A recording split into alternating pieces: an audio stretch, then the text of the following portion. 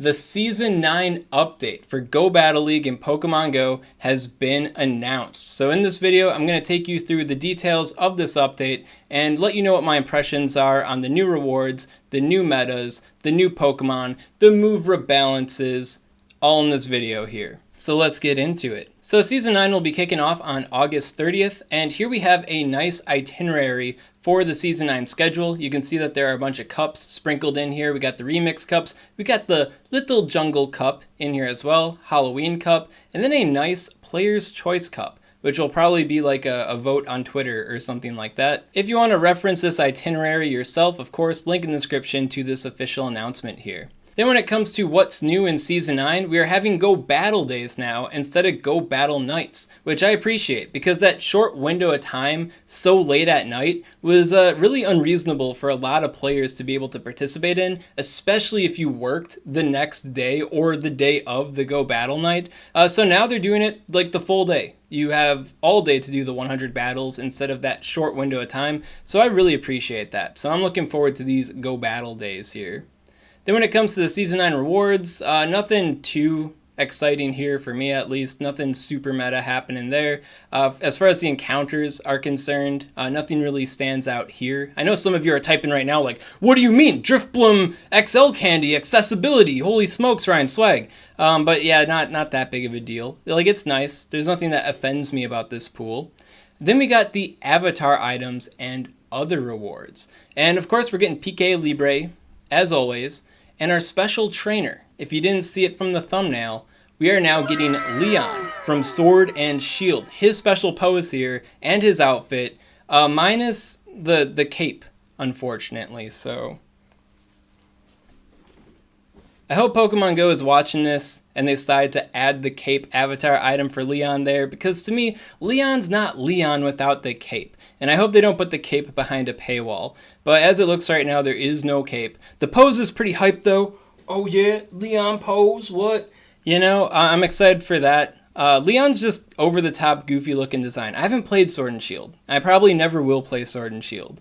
But I love Leon's character design. One character I would go absolutely nuts for, though, is Guzma. If they had Guzma, like, outfit and pose, whatever its pose is, like, I'm Guzma, like, I would shit my pants. I would go insane if they had Guzma. So, if you're watching John Hankey, if you want to appease me, bring in Guzma here. Then we get to the cups section here, and the first cup of cups we have is the Great League Remix Cup. And if you're looking at this wondering what's different about this Remix Cup compared to the last Great League Remix Cup, well, we have Sableye and Jellicent banned. I was actually really surprised that Sableye missed the previous ban list. Well, Sableye ain't sneaking out of this one. Sableye is also banned. So who's unbanned? That would be Meganium and Toxicroak. To boil this down for you a little bit more, this Great League Remix meta is going to be exactly the same, for the most part, as the previous Great League Remix meta, which means if you want to prepare for the Great League Remix, you can check out my previous video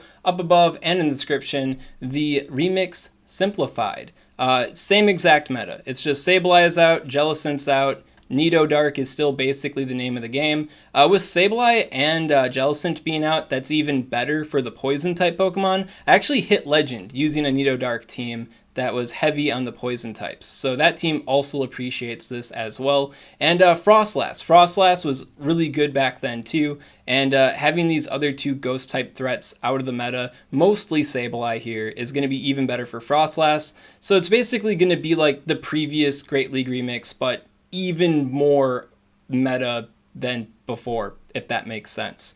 Toxicroak is going to fit in fine. It's just a poison type, and it can kind of threaten the dark types a bit more because it's got counter. So that's going to be a nice Pokemon that fits snugly in there. Meganium's not bad, but I don't think I'd recommend using Meganium. Not that you wouldn't win with it.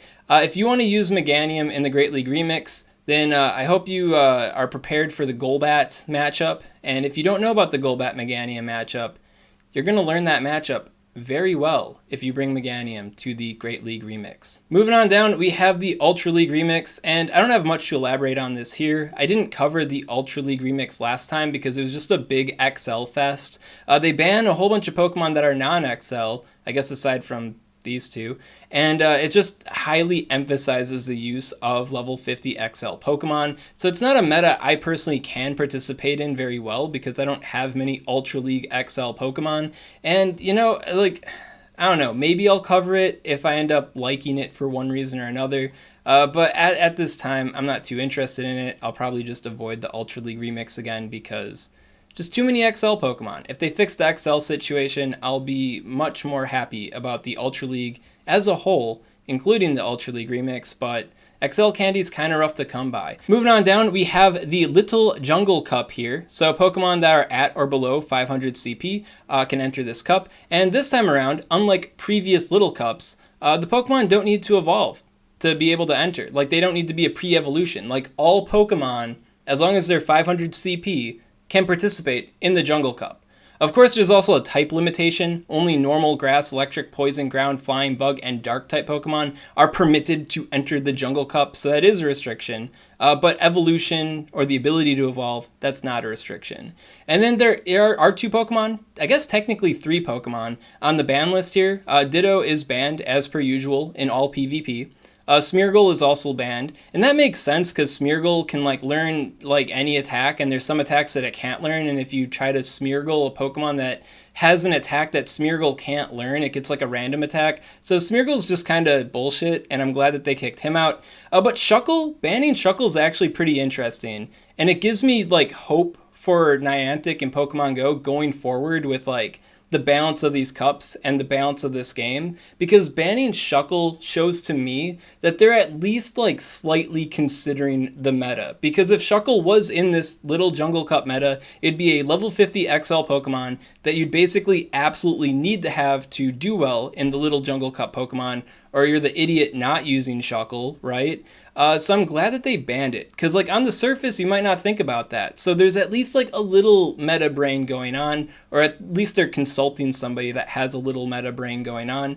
So I like that. That bodes well going forward. By the way, if you're curious what's good in the Jungle Cup, PvPoke already has rankings on it up on his website here, and they got all the other cups that are going to be present, and cups that aren't even official for Pokemon Go, that are part of like the Silpharina and stuff. But yeah, no, Jungle Cup and like Halloween Cup, the Premier Cups, they're featured on PvPoke.com. You can see here right away, Cottonee at the top. Other Charmers like Wigglytuff and Whimsicott, Stab Charmers are going to be present here. And looking at the rankings, just like spending 5 minutes with this, it looks like it's going to kind of be Charm Hell. But I will get more into this the closer we approach the Jungle Cup. And one thing I can say right now, though, is try to get a 500 CP Wigglytuff, because I think that'll be a big deal. And keep your eyes peeled for Scorpy. I have a lot of hope put on Scorpy right now.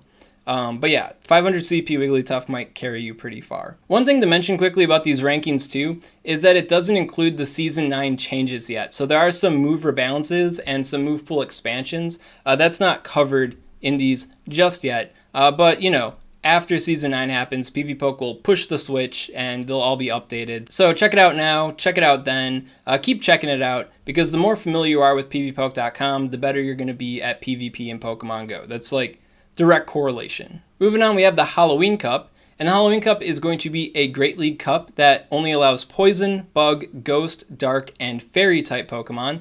And this cup, it's going to feel a lot like the Great League.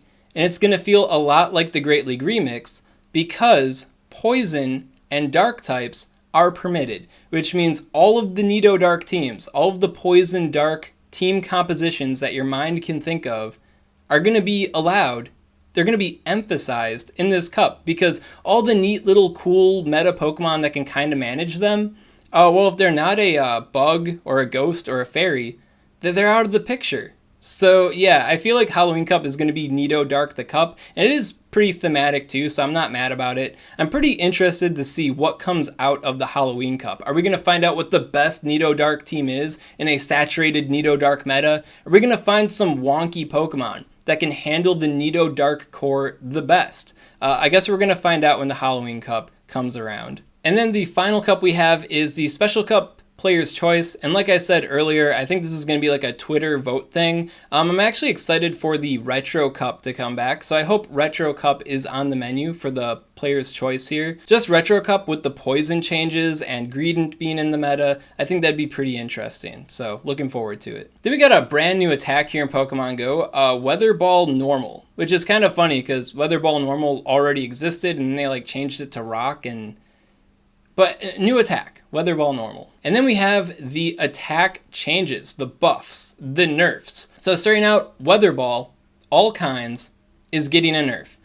The damage is going from 60 to 55. So what does this mean for all the Weather Ball spammers in the game? Well, now they're hitting just a little bit more softly. I think we all saw this one coming here because Weather Ball has kind of gone off the rails. Back when Weather Ball was just like confined to cast form, it wasn't that big of a deal because the Pokemon were like kind of bad, all things considered, and Weather Ball gave them a way to like stand out, be kind of good despite being bad. But the more they gave Weather Ball to other Pokemon, the more, you know, the room kind of got to be like, yeah, they're going to nerf this eventually. This is kind of bullshit.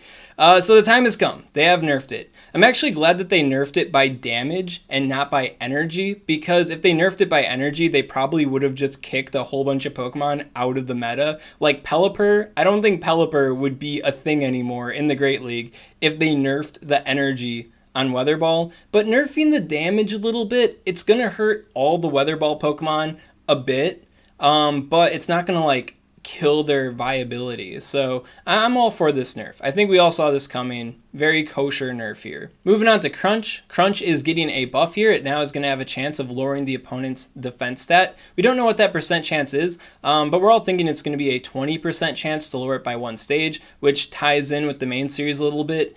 They might nerf it down though to 10%. I think that's going to be acceptable. Crunch in the game right now is already a good attack.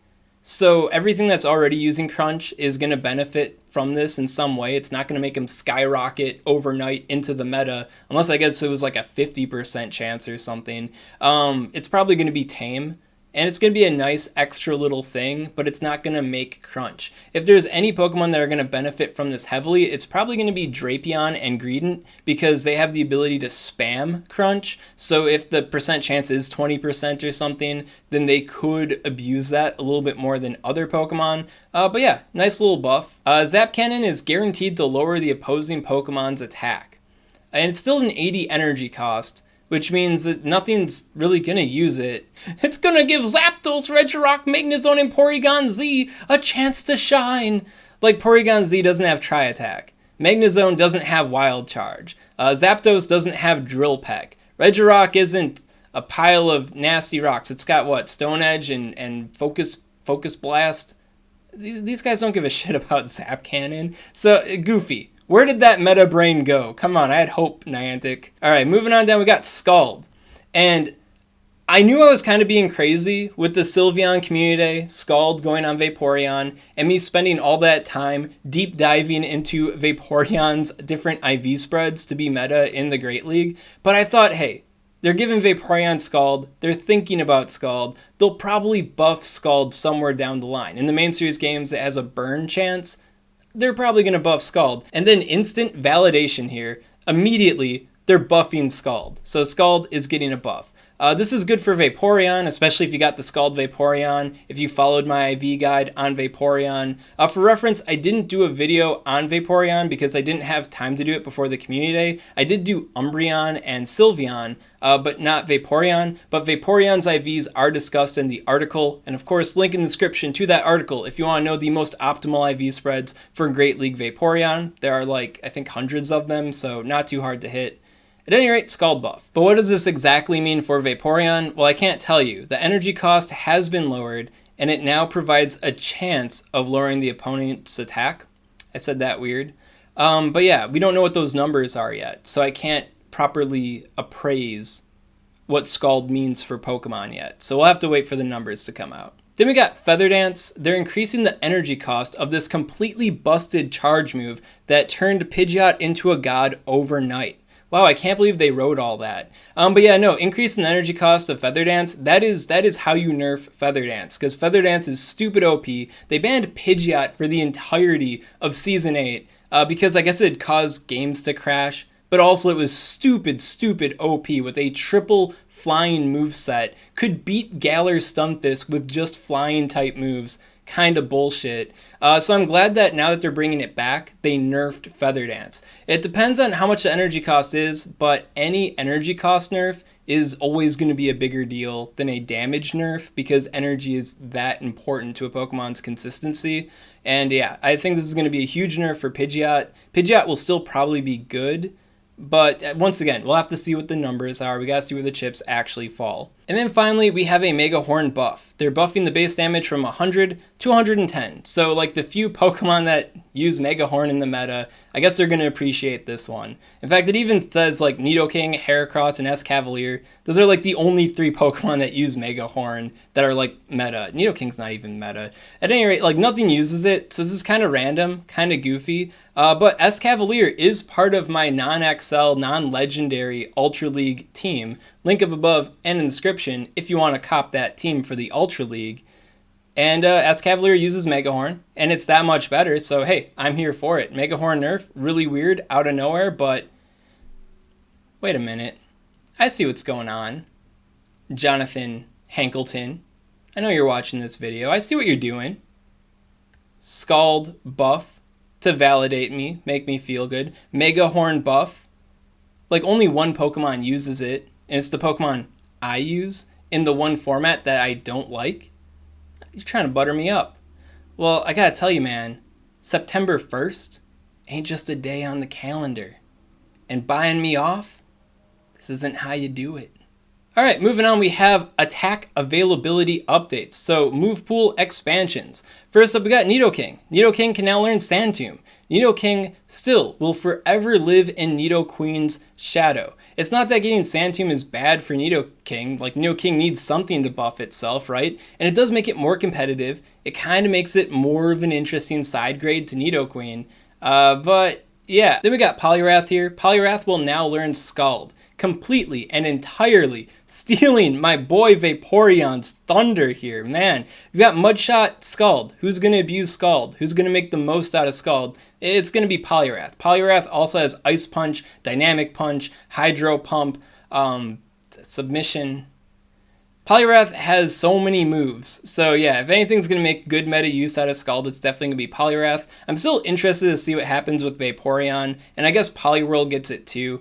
But this is kind of bad news for Vaporeon because Poliwrath is just so good already. So I'm excited for Poliwrath. I like Poliwrath. Heracross. Heracross is now getting Rock Blast, and that is a huge deal for Heracross. And of course, I'm going to make a video talking about the big winners here after we get all the numbers. But I can tell you right away here, Heracross is probably going to be the biggest winner, if not like second place or something, because it's getting Rock Blast. Rock Blast is rock type coverage, which gives perfect coverage with fighting type moves. So like think Deoxys Defense Form, counter with Rock Slide. Well, now you got Heracross, counter with Rock Blast, and to add to that, we got a same type attack bonus behind the counter on Heracross here. So Heracross is living the dream, getting Rock Blast here. Really excited for it. It's also low energy cost too, 40 energy cost, so Heracross can use it as a bait move. So yeah, Heracross is living it up, and Heracross gets just Mega Horn too.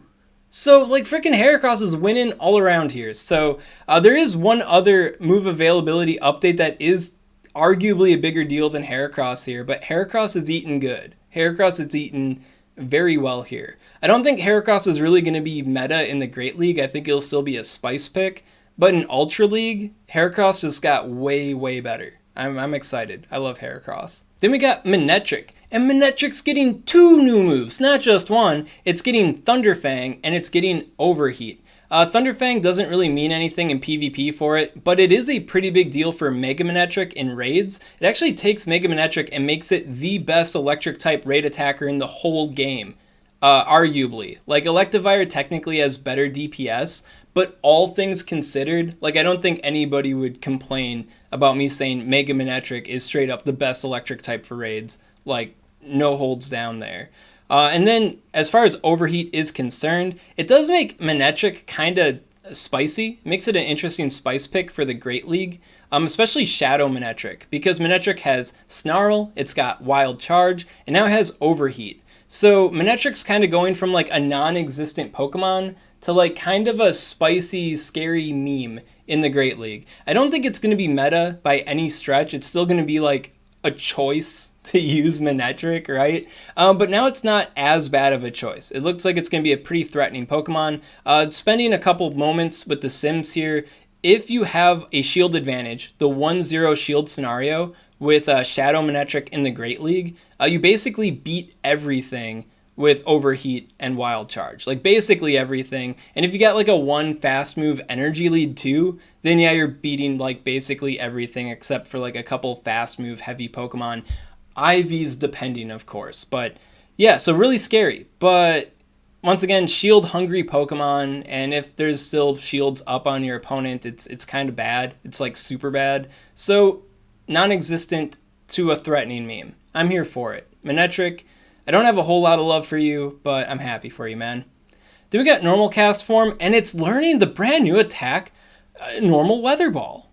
Well, it's fantastic. Then finally we got Cofagrius here. And Cofagrius, they finally did it, man. They finally did it. They gave it Shadow Claw. For years, literal years, we've been like beating our chests, like, give Cofagrius like Hex or Shadow Claw. It would be so good in PvP if it got like one of those attacks, please, Daddy Niantic, please. And now here they are trying to buy us off by doing what we want. At any rate, yeah, it's got Shadow Claw now, so that's really good for Cofagrius because it's got Shadow Ball, it's got Shadow Claw. That's like basically what you need to be a good ghost type Pokemon in PvP. It's got it.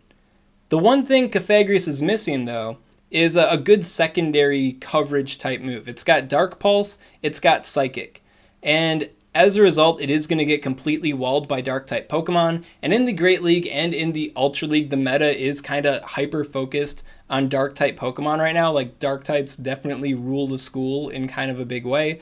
So that's not exactly the best look for Cofagrius here. But Cofagrius does have advantages like over other ghost type Pokemon in the meta because it is so bulky. So yeah, I hope to dive into this Pokemon a little bit more in the future and explore all the advantages to Cofagrius, but this is a really huge win for it. And it's going to be an even bigger win in the future when we get Shadow Cofagrius, just because Cofagrius is going to get return access then.